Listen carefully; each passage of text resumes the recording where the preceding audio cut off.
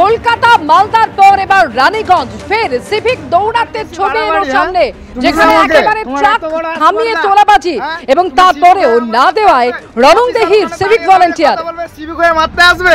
হ্যাঁ, সিভিক হয়ে মারতে আসবে? সিভিক হয়ে গায়ে হাত দিতে আসবে কেন? সিভিক পুলিশের কি ইয়ে আছে ও গায়ে হাত দেবে?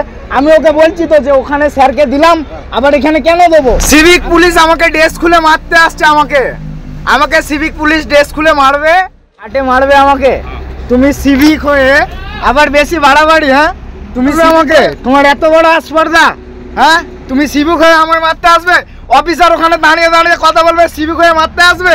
হ্যাঁ, এমনিতেই ড্রাইভারি জীবনটা খুব খারাপ জীবন, হ্যাঁ, খুব কষ্টের মধ্যে আমরা থাকি, তার মধ্যে আবার পুলিশের এত অত্যাচার সহ্য করা যায় না। সিভিকরা যেন কোনো জায়গায় গাড়ি না দাঁড় করায়, আর আমাদের যদি কোনো ভুল থাকে তখনই গাড়ির চালান কাটবে, অনলাইন চালান কাটবে, অযথা পয়সা কোনো নেবে না, কোনো দাদাগিরি দেখাবে না।